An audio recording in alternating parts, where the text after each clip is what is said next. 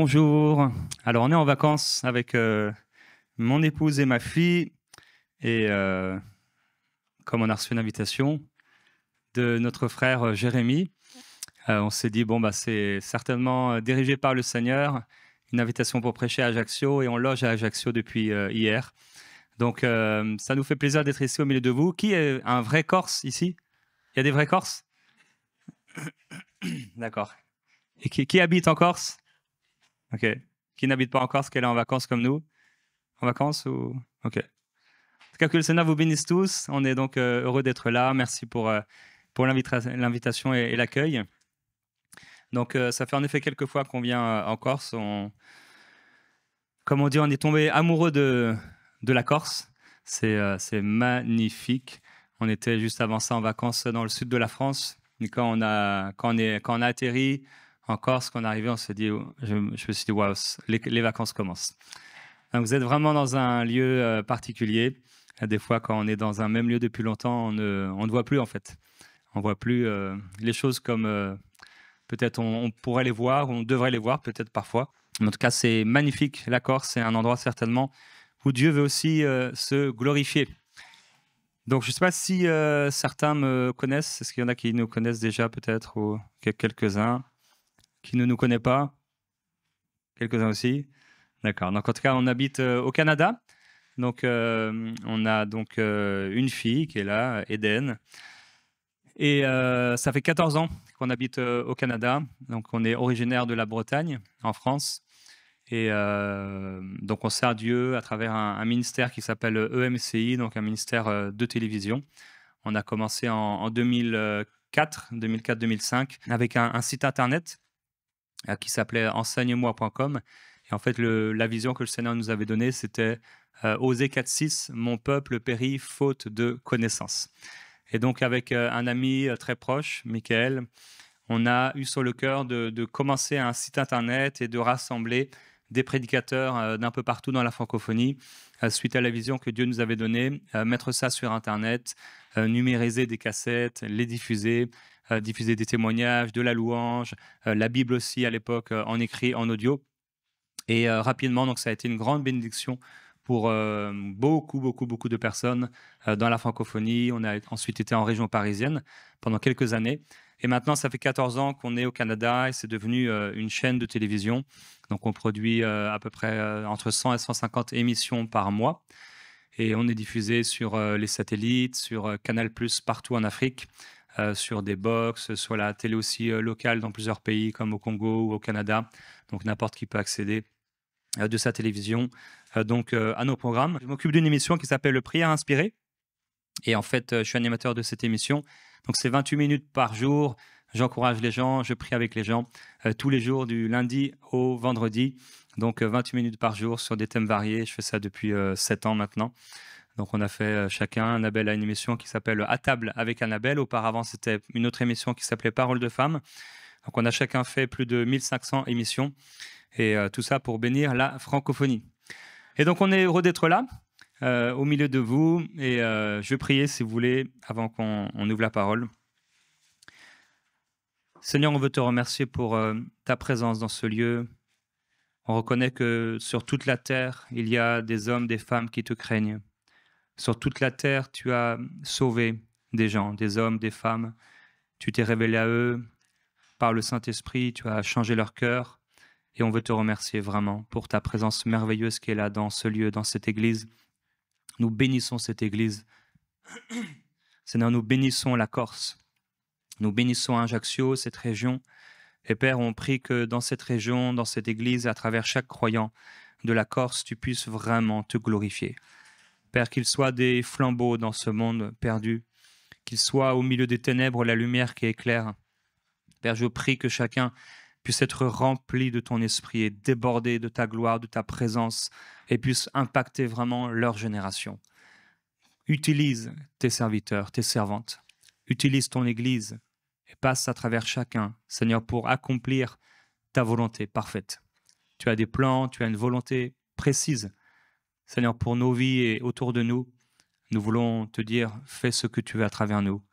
Nous voulons dire oui et amen à ta parole, Seigneur. Amen. Alors on peut aller ensemble, si vous voulez, dans 1 Samuel, au chapitre 16. 1 Samuel, chapitre 16, on va lire 2 textes. 1 Samuel, chapitre 16, et au verset 1. Il est écrit, l'Éternel dit à Samuel, jusqu'à quand porteras-tu le deuil sur Saül? Moi je l'ai rejeté afin qu'il ne règne plus sur Israël. Remplis ta corne d'huile et va. Je t'envoie chez Isaïe de Bethléem, car j'ai vu un roi pour moi parmi ses fils. Un peu plus loin, au verset 6, lorsqu'ils arrivèrent, il se dit, en voyant Éliab, certainement le Messie de l'Éternel est ici devant lui. Mais l'Éternel dit à Samuel, ne prends pas garde à son apparence et à sa haute taille, car je l'ai rejeté. Il ne s'agit pas de ce que l'homme considère. L'homme regarde à ce qui frappe les yeux, mais l'Éternel regarde au cœur. Isaïe appela Abinadab et le fit passer devant Samuel. Samuel dit, l'Éternel n'a pas non plus choisi celui-ci. Isaïe fit passer Shama et Samuel dit, l'Éternel n'a pas non plus choisi celui-ci. Isaïe fit passer ses 7 fils devant Samuel et Samuel dit à Isaïe, l'Éternel n'a choisi aucun d'eux. Puis Samuel dit à Isaïe, n'y a-t-il plus d'autres jeunes gens? Et il répondit, il reste encore le petit. Tu peux répéter avec moi, le petit. Donc, il reste encore le petit, mais il fait paître le troupeau. Alors Samuel dit à Isaïe, envoie le chercher, car nous ne nous installerons pas avant qu'il ne vienne ici. Isaïe l'envoya chercher, or il était roux, avec de beaux yeux et une bonne apparence. L'Éternel dit à Samuel, lève-toi, donne-lui l'onction, car c'est lui. Samuel prit la corne d'huile et l'oignit au milieu de ses frères. L'Esprit de l'Éternel s'empara de David. À partir de ce jour et après, Samuel se leva et s'en alla à Rama. L'Esprit de l'Éternel s'écarta de Saül. On va s'arrêter là pour le premier texte. Alors certainement, si vous êtes des lecteurs de la Bible, vous connaissez ce texte. Donc c'est l'appel de celui qui va devenir le roi David. Ce qui est merveilleux avec le Seigneur, c'est que Dieu n'est pas limité avec qu'on soit un homme ou une femme, avec l'âge qu'on a, avec la nationalité qu'on a, avec l'argent qu'on a dans les poches, avec l'âge qu'on a, l'éducation même qu'on a eue, le métier qu'on a fait ou les études qu'on a, le niveau social qu'on a, tout ça ne limite pas Dieu et l'intervention de Dieu dans nos vies. Partout, que ce soit dans la Bible, à travers les exemples qui nous sont donnés, mais que ce soit aussi à travers l'histoire de l'Église et du monde, Dieu a toujours choisi des hommes et des femmes de toute culture, de tout rang social. Dieu n'élimine personne et ne met à part personne. Alors, qui que tu sois, où que tu vives, et quel que soit le niveau d'éducation que tu as, le niveau financier que tu as, la famille que tu as, Dieu t'a choisi. Nous avons été choisis par le Seigneur.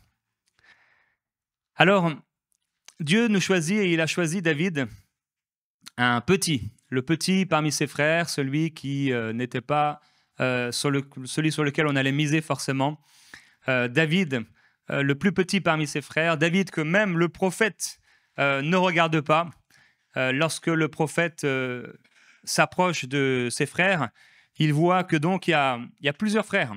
Il y a plusieurs frères et ils ont chacun des apparences. Et quand il voit peut-être le plus grand des frères, en tout cas en taille, il se dit, le prophète de Dieu, c'est certainement celui que Dieu a choisi parce qu'il est grand, parce qu'il a l'air costaud.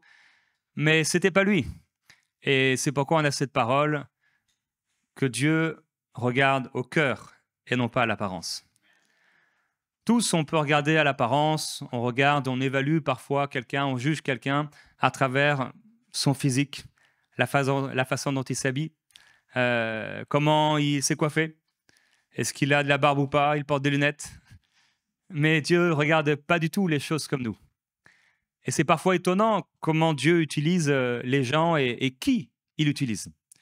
On se rappelle que même dans la Bible, il a pu utiliser un âne pour parler à un prophète. Alors si Dieu peut parler à travers un âne et utiliser un âne, il peut parler à travers toi et à travers moi. Un âne, c'est pas très intelligent, un âne, c'est têtu. Un âne, c'est difficile à diriger. Alors même parmi les rebelles, la Bible dit que Dieu s'est choisi un peuple. Dieu s'est choisi des serviteurs.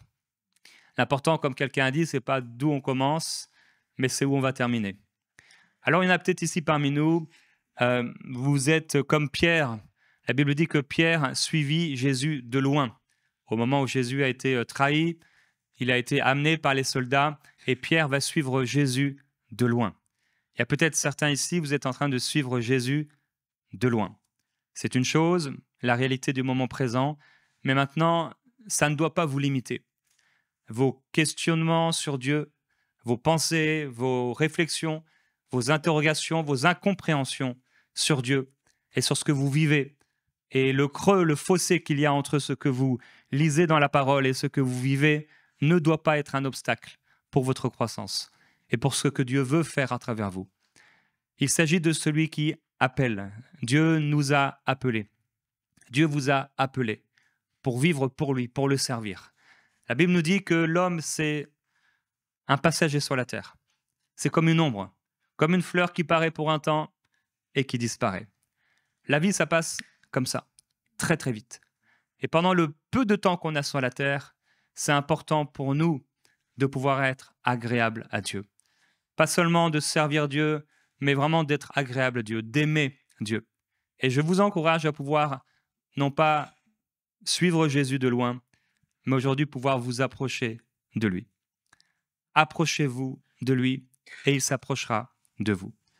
Dieu veut parler à plusieurs ce matin en vous disant et en te disant que quelles que soient les incompréhensions que tu peux avoir sur Dieu, les choses qui se sont passées dans ta vie, que tu as subies, Dieu n'en était pas l'auteur. Dieu n'est pas l'auteur des catastrophes qui arrivent, même à travers des personnes qu'on dit être serviteurs de Dieu ou qu'on dit être chrétiens. Beaucoup de gens sont déçus dans les églises partout dans le monde parce qu'ils ont rencontré dans l'église des gens, des hommes, des femmes qui se disaient chrétiens et qui sont pires que ceux qui ne connaissent pas le Seigneur. Ces choses ne sont pas nouvelles, même parmi les Corinthiens, Paul le disait. Quelqu'un venait à l'église avec la femme de son père, bras dessus, bras dessous, comme si rien n'était. Paul était étonné, effaré parfois de ce qui pouvait se passer dans l'église des Corinthiens. Et quand Jésus va parler aux 7 églises, l'ange des 7 églises dans l'Apocalypse, à aucune de ces églises, le Seigneur Jésus dit de fermer. Mais à toutes ces églises, et presque, il leur dit de se repentir et de pouvoir le suivre et lui être agréable. Alors Dieu ne veut pas fermer les églises parce qu'à l'intérieur de ces églises, il y a des mauvais chrétiens, où il y a des chrétiens charnels, où il y a des chrétiens méchants. Dieu ne nous dit pas de quitter nos églises quand dans l'église on trouve des chrétiens méchants ou des chrétiens charnels. Dieu nous dit de prier, Dieu nous dit de pouvoir encourager, Dieu nous dit tout un tas de choses, mais en tout cas Dieu nous dit de rester fidèle, fidèle dans la maison de Dieu. Dieu veut que tu puisses t'établir et être fidèle et stable dans sa maison. C'est pas là où on commence qui est important. David a commencé derrière le troupeau. Personne ne le voyait, mais Dieu le voyait. Méprisé parmi ses frères, méprisé par son père, méprisé par ses frères, peut-être méprisé par ses voisins. En tout cas, il a vécu le mépris, il a été rejeté, il a été critiqué par ses frères se sont moqués de lui, c'était le petit, il était là, inconnu, dans une petite ville, dans un petit endroit, mais Dieu a fait de lui un grand roi. Tu peux être dans un petit endroit, tu peux être l'inconnu de la famille, celui qu'on a méprisé ou celle qu'on a méprisée. Ce n'est pas important. Ce qui est important, c'est qu'est-ce que tu vas faire avec Dieu. Qu'est-ce que tu vas vivre avec Dieu. Et à quelle distance tu vas être par rapport au Seigneur. À quelle distance tu vas te tenir du Seigneur. M'approcher de Dieu, c'est mon bien. Alors plus on va s'approcher de Dieu, plus on va vivre des belles choses. Plus on va croire ce que Dieu dit et que sa parole est vraie. Et plus on va vivre de belles choses et on va vivre sa parole. Ne marchons pas et ne nous conformons pas au siècle présent, mais aussi ne nous conformons pas à ce qu'on peut voir de négatif autour de nous et dans l'Église avec un grand E. Ne nous conformons pas et n'acceptons pas de croire que c'est ça l'Église et que c'est ça Dieu. Parce que malheureusement, certains de ses enfants ne lui ressemblent pas. Dieu fait grâce, Dieu est bon, Dieu pardonne, mais certains ne lui ressemblent pas. Comme cet homme qui venait dans l'église de Corinthe avec la femme de son père, eh bien, ne ressemblait pas à ce que Dieu voulait exprimer à travers sa vie. Donc, même si tu as été découragé par rapport à ce que tu as vu autour de toi, même si tu t'es interrogé et tu as subi des choses négatives, même au sein de ton église, au sein de ta famille, et même au sein de ta famille chrétienne ou des chrétiens autour de toi, ne regarde pas à ça, mais regarde au Seigneur. Si on devait s'arrêter à ce qui se passe autour de nous, on serait tous déjà arrêtés. Il faut qu'on continue, il faut qu'on persévère, il faut qu'on s'approche de lui et il faut qu'on le serve. Alors, David est appelé par le Seigneur. Il est petit, on l'a dit, il est petit. Mais même petit, Dieu peut faire de toi un grand. Et il ne s'agit pas de la taille. Il a vu un très grand, mais ce n'était pas lui. Il a vu un petit, et c'était lui. Il ne s'agit pas de la taille. Il s'agit du cœur. Est-ce que tu aimes Dieu? À la fin, c'est tout ce qui restera. Est-ce que tu aimes Dieu? Est-ce que tu auras aimé le Seigneur? Le plus grand des commandements, c'est de l'aimer. De tout notre cœur, de toutes nos forces, avec toute notre âme, c'est d'aimer Dieu. Dieu nous a voulu, Dieu nous a désirés, on a un passage sur la terre et à la fin de ce passage, on va se retrouver face à face avec lui, on va entrer dans l'éternité. Cette éternité sera glorieuse, soit on va être dans la présence de Dieu extraordinaire et on aura des récompenses par rapport à la manière dont on a été agréable à Dieu, à la façon dont on l'a aimé, à la façon dont on lui a obéi, par amour pour lui, ou soit on va être loin du Seigneur, loin de Dieu, parce qu'on aura refusé d'obéir à ses commandements et on aura refusé d'accepter la grâce et le pardon de nos péchés à travers le Seigneur Jésus-Christ. Alors on va, David ici, et le Seigneur va dire qu'il a rejeté Saül afin qu'il ne règne plus. Et le passage également, donc 1 Samuel chapitre 16, commence par cela. L'Éternel dit à Samuel, « Jusqu'à quand porteras-tu le deuil sur Saül ? Moi, je l'ai rejeté afin qu'il ne règne plus sur Israël. » C'est une chose de commencer avec Dieu et c'est une chose d'être sauvé, mais c'est une autre chose d'aller jusqu'au bout. L'encouragement que le Saint-Esprit nous donne aujourd'hui, c'est que tu puisses aller jusqu'au bout, aller jusqu'à la fin. À la fois, la vie passe très vite, mais à la fois, on peut aussi sentir chaque jour passé, chaque semaine passée, chaque mois passé. Et c'est au bout de plusieurs années, quand on regarde derrière nous, on se dit, c'est passé vraiment vite. La vie est faite de décisions. Et la vie avec le Seigneur Jésus, de décisions, des petites décisions, des moyennes décisions, des grandes décisions. Ces décisions vont nous amener quelque part.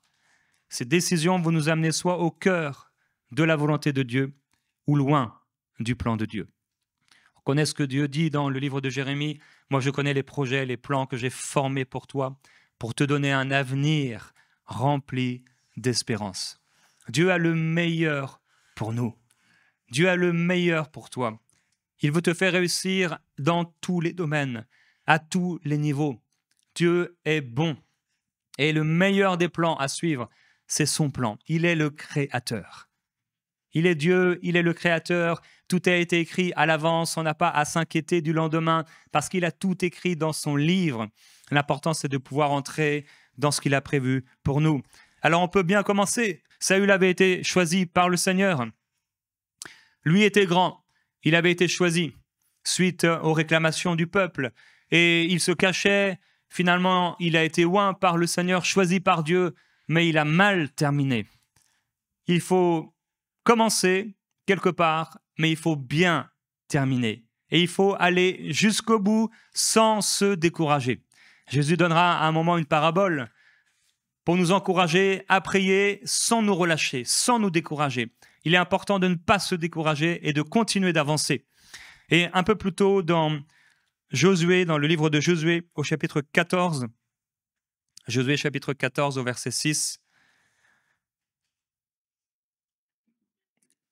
Caleb va s'approcher de Josué et il va lui dire, donc Josué 14, 6, « Tu sais, toi, ce que l'Éternel a déclaré à Moïse, l'homme de Dieu, en ce qui nous concerne, moi et toi. J'étais âgé de 40 ans lorsque Moïse, serviteur de l'Éternel, m'envoya de Kadesh-Barnéa pour espionner dans le pays, et je lui fis un rapport avec droiture de cœur. Mes frères qui étaient montés avec moi firent perdre courage au peuple, mais moi je suivis pleinement la voie de l'Éternel mon Dieu. Et ce jour-là, Moïse fit ce serment, « Assurément, le pays que ton pied a foulé sera ton héritage et celui de tes fils à perpétuité, parce que tu as pleinement suivi la voie de l'Éternel mon Dieu. Maintenant, voici que l'Éternel m'a fait vivre, comme il l'a dit.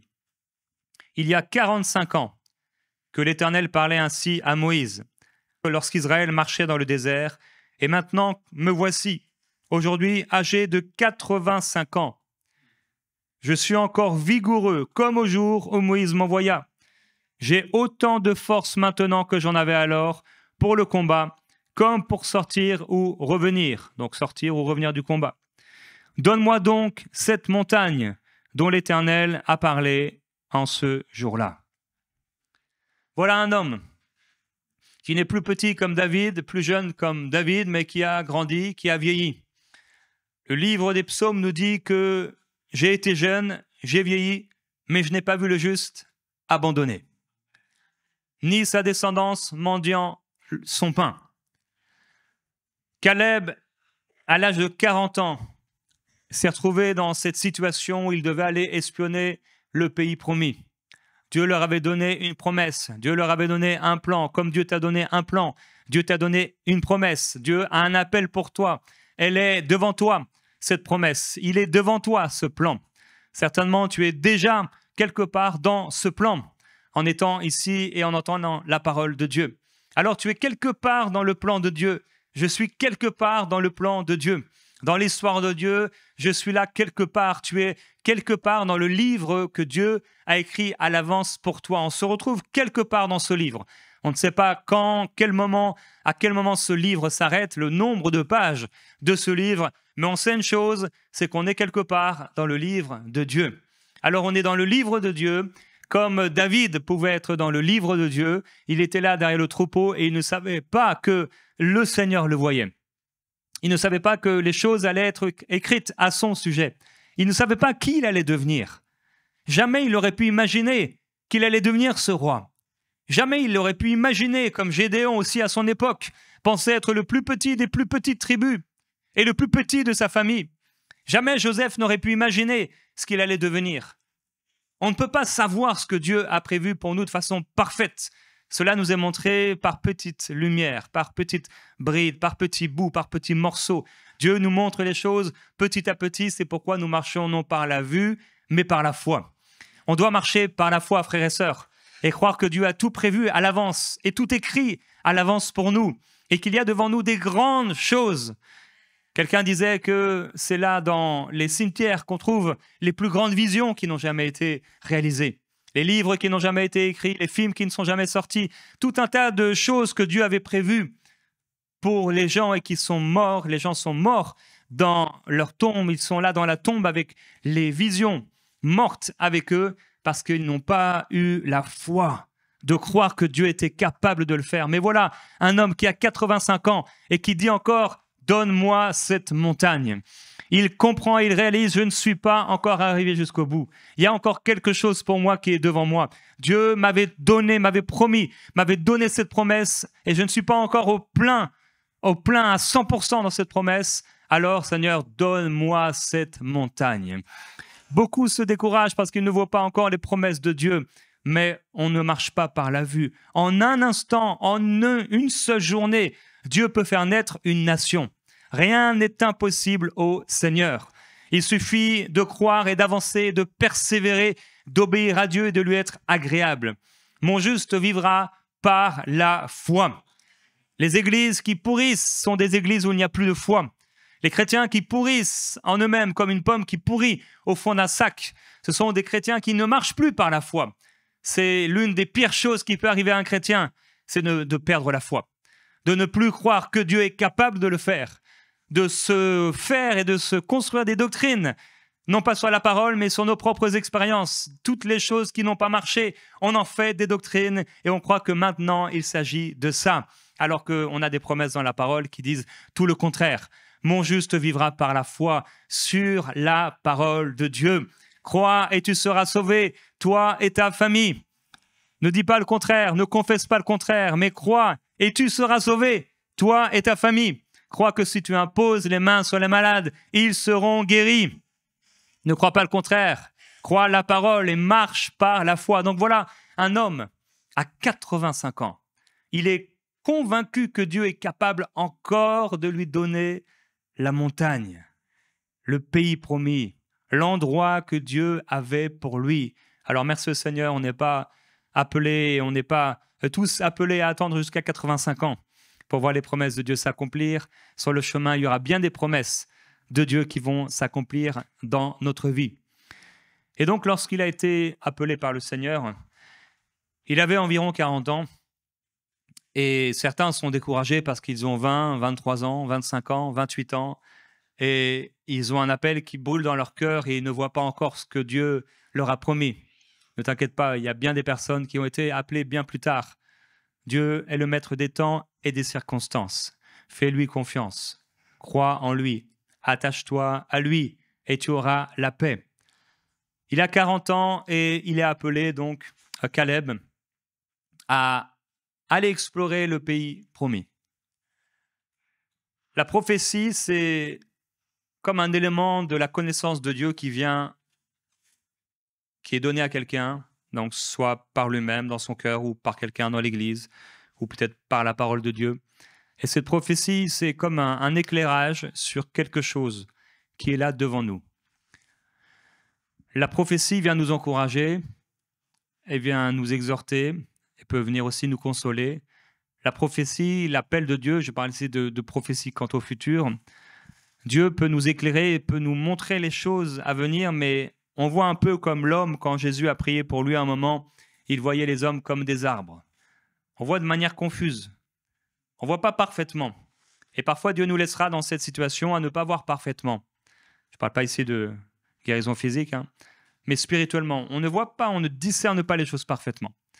Mais Dieu nous demande de marcher dans cette vision imparfaite.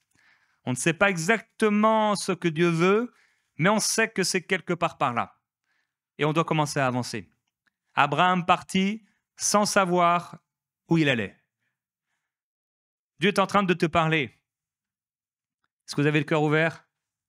Vous savez que Dieu est en train de vous parler? Il y a des paroles de connaissance qui sortent. Il faut recevoir. Abraham partit dans un pays sans savoir où il allait. Il y a beaucoup de personnes qui veulent tout savoir avant de partir. Ils veulent tout savoir avant d'engager le premier pas. Mais ça, ce n'est pas la foi. Ça, c'est la vue. Ils veulent tout avoir avant de pouvoir. Ça, ce n'est pas la foi. Ça, c'est la vue. C'est le domaine des 5 sens. Abraham a entendu la parole. Dieu lui a dit, je t'enverrai dans un pays.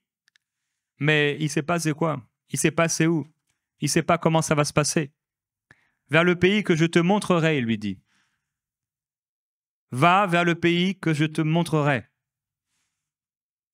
Quelle parole! Ça veut dire que tu dois commencer à avancer, mais tu ne sais même pas dans quel pays tu vas. Mais tu commences à avancer quand même. Dieu veut encourager quelqu'un en te disant aujourd'hui, commence à avancer. Sur ce que je t'ai donné, sur la parole que je t'ai donnée, commence à avancer. Dieu appelle des gens parfois, ils sentent un appel d'évangéliste et ils ont l'impression que tout va se passer dans l'église, qu'ils vont être évangélistes dans l'église. Mais c'est dans la rue que ça doit se passer. C'est avec les collègues de travail que ça doit se passer. C'est pas forcément devant des foules que ça va se passer. Caleb a commencé donc à aller avec quelques personnes qu'on appelait des espions, donc aller espionner le pays promis, la promesse. Il avait 40 ans. 40 ans, appelé par le Seigneur. David, plus jeune, appelé par le Seigneur. Ce n'est pas l'âge qui compte. Ce qui compte, c'est d'avancer par la foi. C'est de commencer à avancer. C'est de croire ce que le Seigneur nous dit. Caleb, on ne sait pas qui sont ses parents et pourquoi il a été nommé de ce prénom-là, mais vous savez, dans le peuple juif, les prénoms étaient très importants. Les prénoms qui étaient donnés étaient très importants. Donc, il y avait personne qui avait un prénom anodin comme ça, juste parce que, Voilà, tiens, on va rechercher dans un livre un joli prénom comme on le fait aujourd'hui, et on va donner ce nom-là. Même jusqu'à aujourd'hui, pour le peuple juif, les prénoms sont très importants.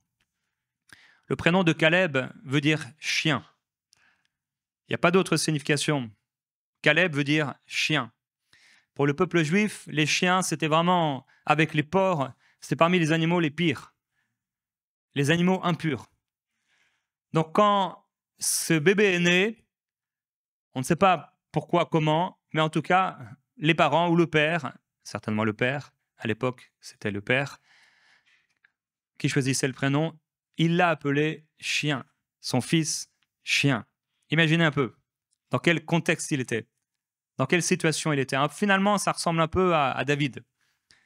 David est là dans sa famille, mais il est méprisé. Son père lui-même fait passer tous les fils devant lui. Il dit, bah voilà, c'est fini.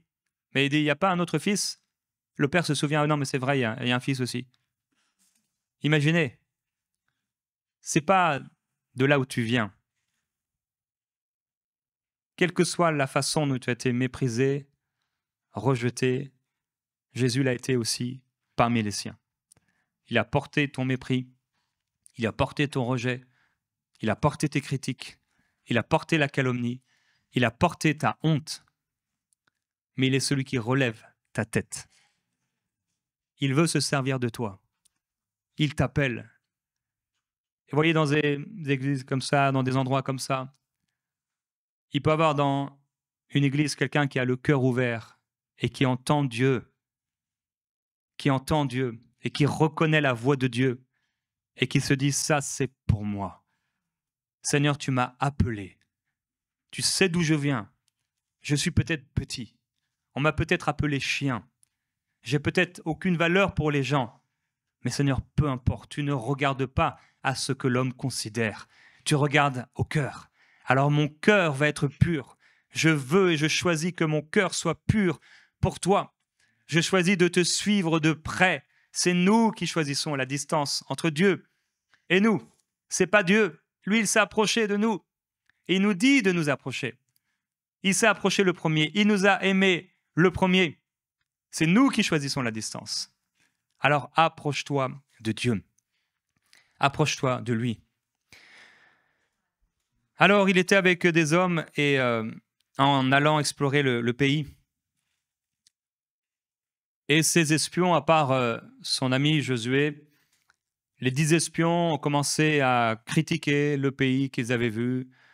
Ils ont commencé à dire que eux, c'était des sauterelles et les autres, c'était des géants.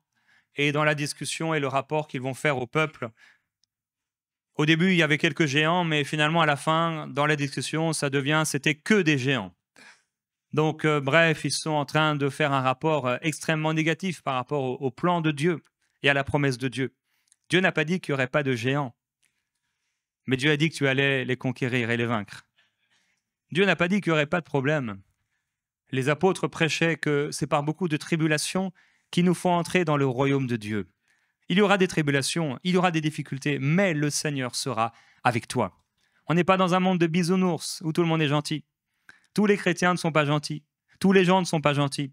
Les circonstances ne sont pas gentilles. Le diable n'est pas gentil. Mais Dieu est bon.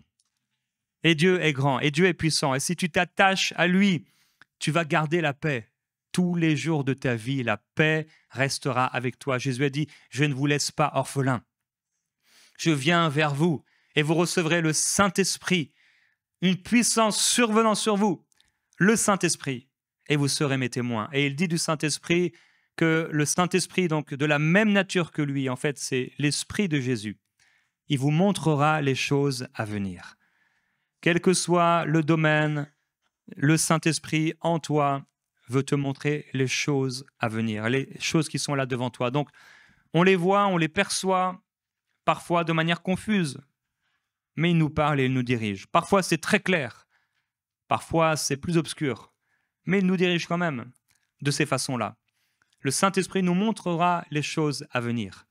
Il nous rappellera les paroles de Jésus pour te conforter dans ta foi, dans tes croyances, pour que tu puisses continuer d'avancer, de croire. Parfois, tu te réveilles le matin avec un verset biblique. Parfois, tu es en train de travailler simplement ou de conduire et il y a une parole qui t'est donnée. Tu ne réalises pas que c'est l'Esprit de Jésus en toi qui te donne une parole dont tu as besoin. Tu ne sais peut-être pas et peut-être tu la méprises comme ça.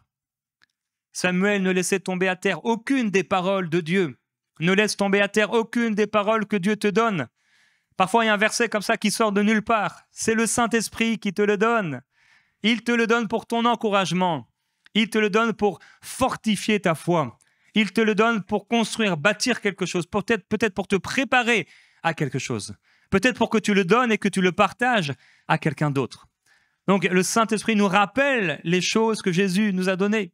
Il nous montre les choses à venir. C'est le ministère du Saint-Esprit. Et il ne nous a pas laissés seuls. Jésus dit, je ne vous laisse pas orphelins. Alors sur la route, sur le chemin, on va devoir se fortifier, mais on n'est pas seul. Le Saint-Esprit est là, avec toi. Il faut que toi et moi, on puisse croire. Ne pas être comme les 10 espions qui n'ont pas cru. Ils ont regardé, ils ont vu les géants, ils se sont vus eux-mêmes comme des sauterelles. David était petit, mais il ne devait pas se voir comme un petit. Il devait regarder au Seigneur. Quel que soit l'âge qu'on a, on ne doit pas regarder à l'âge. Et même en vieillissant, ne pas regarder à l'âge. On n'est pas des autruches pour ne pas considérer, mais on considère davantage la grandeur, la promesse et l'appel de Dieu et la parole de Dieu que nous-mêmes. On considère davantage sa parole. J'aimerais qu'on puisse fermer nos yeux un instant. J'aimerais prier un moment.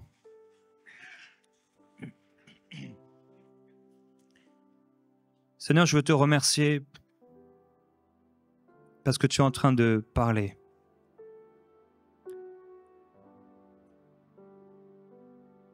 Seigneur, tu es Dieu. Tu peux tout, tu es capable de tout. Alléluia. Commence à prier là où tu es. Cobra sata baba baba bra sete leche kababa balaya sete. Cobra sete brika mai bra sete karia talaya baba baba sete ya. Kilia baba bra sete tiada bra sete ya baba. Merci Seigneur parce que tu seras le même. Tu as été fidèle quand on était jeune. Tu restes fidèle lorsqu'on prend de l'âge. Tu es fidèle. Tu ne mens pas. Tu restes fidèle à ta parole. Tu seras fidèle envers chaque personne. Père, je veux prier aujourd'hui. Tu m'as encouragé, Seigneur, à pouvoir dire à quelqu'un que tu ne l'as pas oublié, que tu ne l'as pas rejeté, que tu ne l'as pas méprisé, mais que tu l'as choisi. Le Seigneur te dit aujourd'hui qu'il t'a choisi et il t'a mis à part pour lui afin que tu le serves. Si tu lui es fidèle et que tu marches dans ses voies, il se glorifiera à travers toi. Il fera de ta vie un vase pur, un vase d'honneur pour lui. Il se glorifiera et tu seras étonné des choses qu'il fera dans ta vie. Père, je te loue et je te remercie. Ouvre les yeux de quelqu'un, Seigneur. Je prie que tu illumines les yeux de leur cœur afin qu'ils puissent voir ce pays promis, qu'ils puissent voir cette promesse, qu'ils puissent voir, Seigneur, même si c'est, et ça paraît obscur, même si ce n'est pas encore à 100%, que dans leur cœur naisse une espérance nouvelle au nom de Jésus-Christ.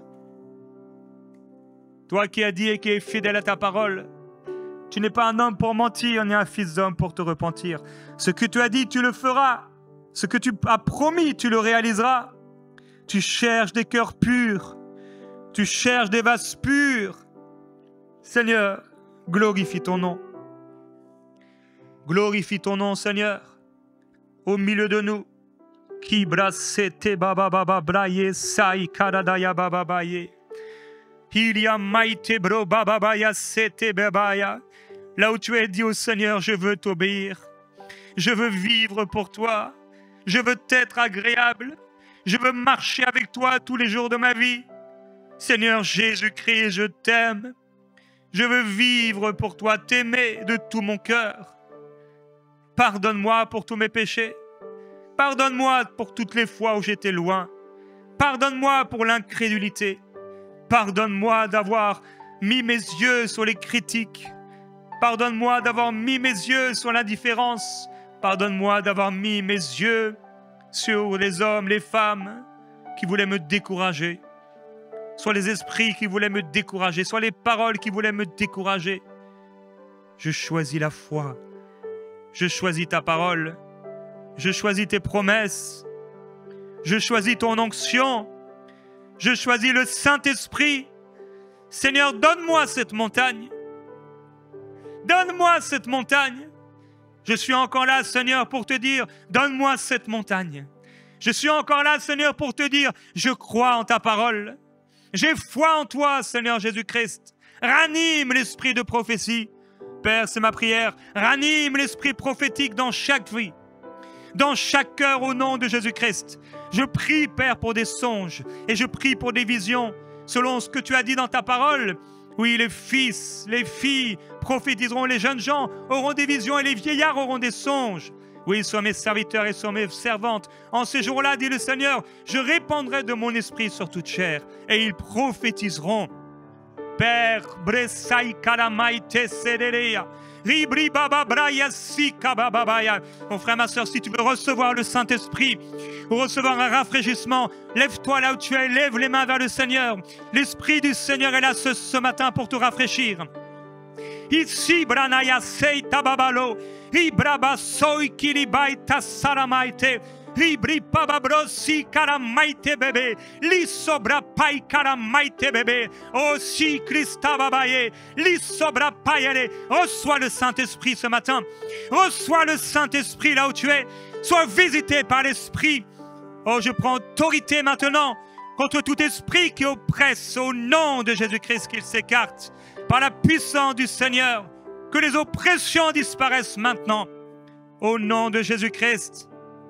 Au nom de Jésus-Christ, Isobra babakeria daraye sete, Ilieti krada babre setabranaye, Ibri babakoria basei kadadolo, Ibrama rabrabaso korodoforia baba, Ikri kabababro soko bratalabai le ferebe. Seigneur, tu veux te glorifier à travers eux. Tu veux faire de grandes choses à travers eux. Rafraîchis, Seigneur. Remplis du Saint-Esprit. Viens remplir, Seigneur, viens visiter. Viens visiter, Seigneur. Comme Caleb, qui avait encore la foi 85 ans. 45 ans qu'il marchait avec toi. 45 ans qu'il a marché dans ce désert, à tourner en rond, avec un peuple incrédule. Mais il avait un cœur pour toi. Comme Josué avait un cœur pour toi. Comme David avait un cœur pour toi. David a lui aussi connu le désert. Saül cherchant à le tuer. Il a été de grotte en grotte, de lieu en lieu, dans le désert. Mais Seigneur, tu l'as amené au cœur de ton plan. Joseph est passé par le désert, vendu par ses frères, rejeté par les siens, jeté dans la citerne, vendu comme esclave, jeté injustement en prison. Mais tu ne l'as pas laissé dans la prison. Tu ne l'as pas laissé dans le désert. C'est toi, Seigneur, qui as appelé Jean-Baptiste. Il a été dans les déserts. Et dans les déserts, tu l'as appelé, tu l'as choisi, et tu t'es glorifié à travers lui. Toi-même, Seigneur Jésus-Christ, tu as été dans le désert. Tu as été là 40 jours et 40 nuits. Tu as été rejeté, méprisé par les tiens. La lumière est venue dans le monde et le monde l'a rejeté et ne l'a pas reconnu. Mais à tous ceux qui l'ont reçu, à ceux qui croient en son nom, elle leur a donné le pouvoir de devenir enfants de Dieu. Ceux qui sont nés non de la volonté de la chair et du sang, non de la volonté d'un homme, mais de la volonté du Dieu Tout-Puissant. Père, tu vois ton Église, ces hommes et ces femmes aujourd'hui devant toi. C'est toi qui les as appelés, même s'ils se passent, même s'ils sont passés par le désert, ou même s'ils passent par le désert. Du milieu de ce désert, tu te glorifieras. Du milieu de ce désert, tu les prendras. Du milieu de ce désert, Seigneur, tu les amèneras au cœur de ta volonté pour accomplir ta gloire. Oh, il ne s'agit pas de nous. Il ne s'agit pas de ce que nous sommes sans toi, mais de ce que nous sommes avec toi. Seigneur, merci de nous avoir choisis. Merci de nous avoir appelés. Merci, Seigneur Jésus-Christ. Le désert, c'est un passage. Le désert, c'est une route. Le désert, ce n'est pas notre habitation. Merci parce que tu as dit que ceux qui croient en toi, des fleuves d'eau vive, jailliront de leur esprit jusque dans la vie éternelle. Père, je prie pour un renouvellement dans le Saint-Esprit, pour ton peuple aujourd'hui. Ribra seka babalia seteridaya. Raibra rabaye kerevaye swe de karabaye de besereyama. Ribra bababro korodo yese kebradara yese tebaya. Alléluia, le Seigneur veut dire à quelqu'un, il y a plus. Tu t'es découragé, mais il y a plus et davantage pour toi. Ne te décourage pas, mais regarde à Caleb, qui croyait encore à 85 ans. Oh, toi, mon serviteur, crois encore. Fais-moi confiance. Relis les promesses. Relis les prophéties. Relis et sois encouragé. Fortifie-toi et prends courage. Fortifie-toi et prends courage. Car je suis fidèle. Mon nom est fidèle. Ribra se karabaye sete bababaya. Ribra babaso kobrodaya maibre sete dedeya babaya. Ribra bababaya bre sete bababaye sete bababaya. Merveilleux Jésus-Christ. Ô mon peuple qui habite en Sion, ne crains pas l'Assyrien. Il t'a frappé du bâton, il a levé sur toi sa massue, comme faisaient les Égyptiens. Mais en ce jour, ton fardeau est ôté de dessus ton épaule, et ton joug de dessus ton cou. L'onction fait éclater le joug. Alléluia, j'aimerais prier pour tous ceux qui sont sous des jougs. Seigneur, merci. Si tu es sous un joug, je voudrais prier pour toi là où tu es. Lève la main bien haut vers le Seigneur.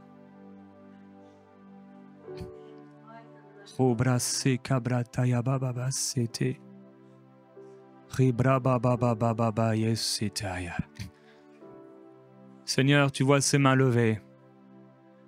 L'onction brise le joug.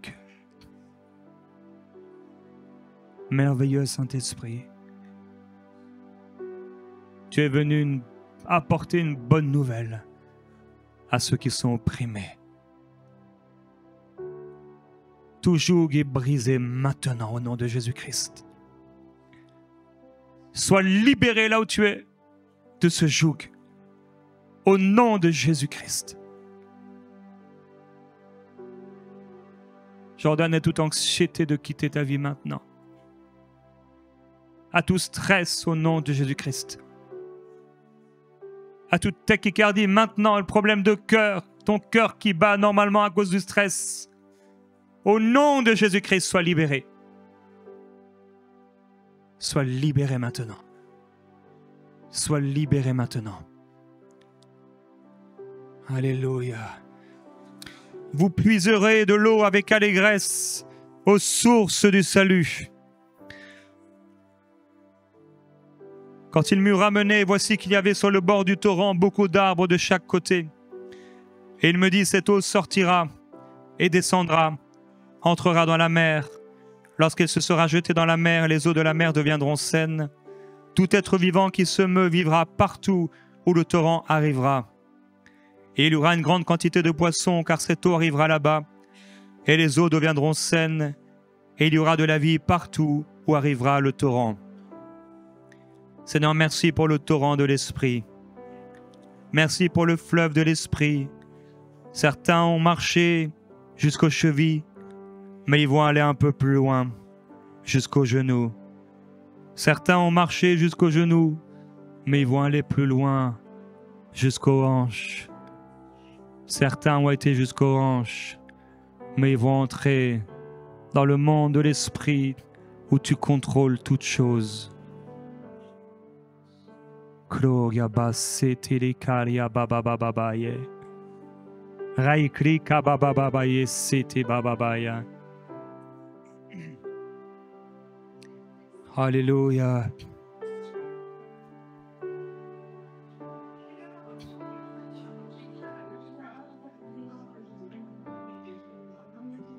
Jésus a dit,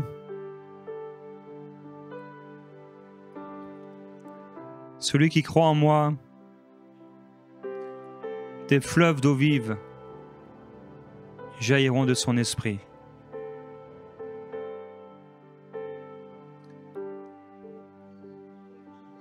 Le dernier jour, le grand jour de la fête, Jésus debout s'écria, « Si quelqu'un a soif, qu'il vienne à moi et qu'il boive. Celui qui croit en moi, des fleuves d'eau vive couleront de son sein, comme dit l'Écriture. » Il dit cela de l'Esprit qu'allait recevoir ceux qui croiraient en lui, car l'Esprit n'était pas encore donné, parce que Jésus n'avait pas encore été glorifié. Je voudrais terminer en vous encourageant et en vous rappelant que le Saint-Esprit est la promesse du Seigneur pour nous tous. On ne peut pas vivre une vie chrétienne épanouie, joyeuse, réussie sans le Saint-Esprit. Le Saint-Esprit est celui qui vient nous rafraîchir. Il est celui qui nous inonde. Il est celui qui nous donne à boire. Le Saint-Esprit. Beaucoup de croyants passent à côté du Saint-Esprit. Paul disait, je parle en langue plus que vous tous. Beaucoup de gens ont prié pour recevoir le Saint-Esprit, le baptême du Saint-Esprit, et une fois qu'ils ont été baptisés, ils s'arrêtent. Parce qu'en fait, ils attendent de ressentir ou d'être touchés de manière particulière par Dieu. Jésus n'a pas dit qu'il fallait ressentir, mais qu'il fallait croire. Jésus n'a pas dit celui qui ressentira, recevra. Il a dit celui qui croira. Alors Dieu veut nous remplir du Saint-Esprit à déborder. On a parlé de David, choisi par le Seigneur. Rejeté, méprisé. Mais lorsque il va recevoir l'onction du Saint-Esprit, c'est plus le même homme. Et il va devenir le grand roi d'Israël. On a parlé de Caleb qui, lui, plus âgé, va servir Dieu et les années passent. Et il demeure fidèle au Seigneur. Quand à 40 ans, il est appelé par Dieu et qu'il se retrouve au milieu de personnes qui sont incrédules. Elles étaient appelées, elles faisaient partie du peuple de Dieu. Mais lui, il ne s'est pas arrêté à ce que les autres pouvaient penser. Mais il a continué d'avancer et de croire que Dieu est capable de le faire. Et jusqu'à 85 ans, il avait encore autant de force, autant de vigueur à cause de la puissance de l'Esprit qui était sur lui. Jésus a dit, celui qui croira en moi, des fleuves d'eau vive jailliront de son esprit. J'ai vu tellement et trop de chrétiens depuis mon plus jeune âge. J'ai accepté le Seigneur à l'âge de 7 ans environ. J'ai vu tellement de chrétiens malheureux, tristes. Certains même tous les jours de leur vie qui ne donnaient pas envie. Parce qu'ils ne vivaient pas une vie de l'esprit. Dieu veut pour toi une vie de l'esprit abondante. Une vie joyeuse, heureuse dans l'esprit. Où tu es renouvelé par le Saint-Esprit. Tu es fortifié par le Saint-Esprit. Tu es rempli du Saint-Esprit. Dieu ne nous a pas remplis une fois pour ne plus jamais nous remplir. Il veut nous remplir encore et encore et encore. C'est un fleuve, ça ne s'arrête pas. C'est un fleuve et tous ceux qui se sont approchés, vous allez voir ce fleuve vous remplir de plus en plus et de plus en plus. Et tous ceux qui le souhaitent, ce fleuve est pour vous. Le fleuve de l'Esprit. Alors j'ai lu il y a des années cette parole du Seigneur. Des fleuves d'eau vive jailliront de son esprit. Et je me disais, mais c'est quoi ces fleuves d'eau vive? Je savais que ce n'était pas juste une image. Je savais que ce n'était pas une illustration, mais que c'est quelque chose que je pouvais vivre. Et j'ai commencé à crier au Seigneur pour vivre une véritable vie de l'Esprit et à être rempli, à déborder du Saint-Esprit. Il veut te donner cela. C'est pour tous les chrétiens. C'est pour tous les croyants. Il veut te remplir du Saint-Esprit. Il ne s'agit pas des œuvres de la loi. On serait tous à côté, mais il s'agit de la grâce de Dieu. C'est par grâce qu'on a été choisi. C'est par grâce qu'on a été sauvé. Si on a été sauvé par grâce, c'est la plus belle des choses qui nous soit arrivée. Est-ce que les autres choses, on va les avoir avec nos propres œuvres? Est-ce qu'on va être guéri par nos propres œuvres? Est-ce qu'on va recevoir l'Esprit par nos propres œuvres? Non, Paul, il dit, est-ce que vous avez reçu le Saint-Esprit à cause de la loi ou parce que vous avez écouté avec foi? C'est bien parce que vous avez écouté avec foi. Est-ce que les miracles, les guérisons qui ont été opérés au milieu de vous, est-ce que c'était par la loi? Non, c'était par la foi. Pour qu'il s'agisse d'une grâce. C'est par grâce que nous sommes sauvés. Et c'est aussi par grâce que nous sommes remplis. C'est par grâce que nous recevons le Saint-Esprit. C'est par grâce que nous recevons la guérison. C'est par grâce que nous recevons la délivrance et tout ce dont nous avons besoin. C'est la grâce de Dieu. Alors il faut recevoir la grâce, accepter la grâce, croire en la grâce. Et la grâce va se manifester. Recevez le Saint-Esprit à déborder. Je prie que vous puissiez déborder de la glorieuse et merveilleuse présence du Saint-Esprit. Commencez à lui parler. Dans votre vie, merveilleux Saint-Esprit, j'ai besoin de toi. Remplis-moi, que les fleuves d'eau vive viennent. Ce dont j'ai entendu parler, ce que j'ai lu dans ta parole. Seigneur, je veux plus, je veux des fleuves. Paul disait, je parle en langue plus que vous tous. Quand tu parles en langue, tu t'édifies toi-même. Tu as besoin de parler en langue tous les jours de ta vie. Même que tu sentes pas, parle en langue.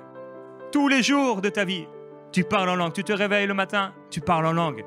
Tu es en train de conduire, tu parles en langue. Tu vas au travail, tu parles en langue. Tous les jours, tu parles en langue. Sous ta douche, tu parles en langue. Et là, tu vas voir que tu es animé. Tu es en train de t'animer. Tu es en train de te fortifier. Celui qui parle en langue, il s'édifie lui-même. Pourquoi beaucoup de chrétiens sont découragés? Parce qu'ils ne parlent pas en langue.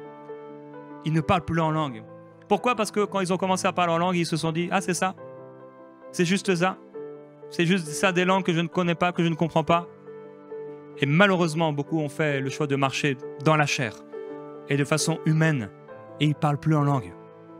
Ils attendent d'être le dimanche matin, qu'il y ait une présence de Dieu particulière. Et là, ils disent, oh, je sens que je vais parler en langue. Non, ils se mirent à parler en langue. Je peux parler en langue quand je veux. Tu peux parler en langue quand tu veux. À minuit, à 2h du matin, tu peux travailler en pleine nuit, parler en langue.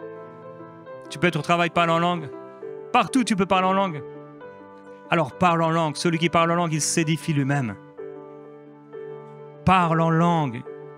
C'est un secret, un mystère que Dieu a voulu. C'est un cadeau que Dieu a voulu pour l'Église. C'est la dernière chose que le Seigneur nous a laissée.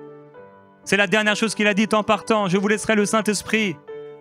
Il faut qu'on ait cette communion avec le Saint-Esprit, cette relation avec le Saint-Esprit, ce désir du Saint-Esprit.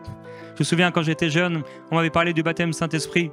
Et dans l'église où j'étais, on enseignait comme on enseignait. Quelqu'un m'avait dit, il faut que tu répètes Alléluia, Amen, Alléluia, Amen. Alors toute une après-midi, j'étais adolescent, je me suis mis dans ma chambre et j'ai dit aujourd'hui je vais recevoir le baptême Saint-Esprit. J'ai fermé la chambre et j'ai commencé à dire Alléluia, Amen, Alléluia, Amen, Alléluia, Amen, Alléluia, Amen, Alléluia, Amen, 15 minutes, Alléluia, Amen, Alléluia, Amen, 30 minutes, Alléluia, Amen, il ne se passait rien. Ça se reçoit. C'est pas par des œuvres. Tu crois, tu demandes et tu reçois. Et tu laisses s'exprimer. Donc certains, vous n'avez peut-être pas encore parlé en langue, là vous êtes, mais vous avez reçu. Laissez-le s'exprimer. Laissez-le s'exprimer. Vous avez demandé, c'était la volonté de Dieu, vous avez reçu. Vous avez reçu. Celui qui parle en langue, il devient fort, de plus en plus fort. On a besoin d'être fort dans ce monde. Il y a tellement de choses autour de nous, tellement de circonstances, tellement de combats, tellement de géants, qu'on a besoin d'être rempli du Saint-Esprit. Quand on est rempli du Saint-Esprit, on est fort dans les circonstances. Comment les apôtres ont pu servir le Seigneur dans les terribles circonstances qu'ils ont rencontrées. Comment ils pouvaient chanter des louanges de Dieu alors qu'on venait de les maltraiter, de les jeter dans une prison terrible et puante. Ils avaient le Saint-Esprit. Ils étaient remplis du Saint-Esprit. Comment Paul a continué à servir le Seigneur alors qu'il était là jeté en prison pendant longtemps. écrivant les lettres par le Saint-Esprit. Comment des hommes ont pu rester fidèles à Dieu dans la parole? C'était le Saint-Esprit. Sans le Saint-Esprit, nous ne pouvons rien faire. Mes paroles sont esprit et vie, a dit Jésus. Une église sans l'esprit, c'est une église qui va mourir. Un chrétien sans l'esprit, c'est un chrétien qui va mourir. Une vie spirituelle sans l'esprit, c'est une vie spirituelle qui tarira, qui mourra. Ça ne donnera plus envie, ça va pourrir. Tu as besoin de parler en langue. Tu as besoin de recevoir le baptême du Saint-Esprit. Et bien sûr, tu as besoin de recevoir Jésus-Christ si tu ne l'as pas encore reçu. Celui qui parle en langue, il dit des mystères sur lui-même. Quand tu parles en langue, tu vas commencer à prophétiser des choses sur ta propre vie. Quand quelqu'un est en train de parler en langue, il prépare les choses à l'avance. Tu dis des mystères, des choses qui sont préparées pour toi. Et toi, tu ne les comprends pas, la plupart de ces choses. Mais tu le fais quand même. Tu sais qu'il faut parler en langue. Et tu sais aussi qu'au bout d'un moment, 5 minutes, 10 minutes, 15 minutes, c'est étonnant, mais tu es fortifié. Au bout d'un moment, tu as envie de prier plus fort. Est-ce que ça vous arrive? Il faut que ça arrive de plus en plus. Il y en a qui ne prient jamais plus de 5 minutes en langue. Il y en a? N'ayez pas honte. Il faut juste que ça change. Commence à prier un peu plus longtemps. Je vous donne le défi, frères et sœurs, de pouvoir prier, non pas comme je répétais Amen, Alléluia, mais de prier en langue pendant 30 minutes.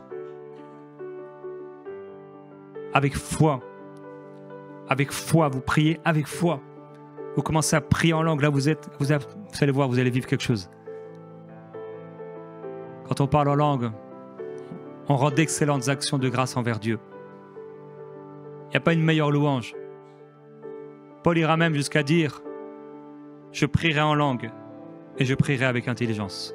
Je chanterai en langue et je chanterai avec intelligence. » Il ne dit pas qu'il commence à prier avec l'intelligence. Il dit qu'il commence à prier en langue.